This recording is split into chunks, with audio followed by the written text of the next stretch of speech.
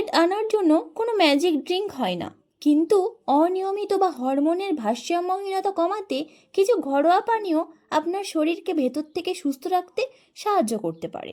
1 নম্বর, আদা চা। এটি শরীরের প্রবাহ কমায় এবং পেশি রিল্যাক্স করে। 2 নম্বর, মেথি ভেজানো জল। এটি হরমোনের ভারসাম্য রক্ষা করতে দারুণ কার্যকর।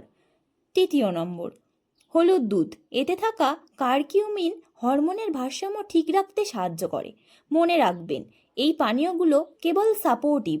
যদি আপনার পিরিয়ড মাসের পর মাস বন্ধ থাকে বা খুব বেশি দেরি হয়, তবে এটি পিসিওডি বা থাইরয়েড জনিত সমস্যা হতে পারে।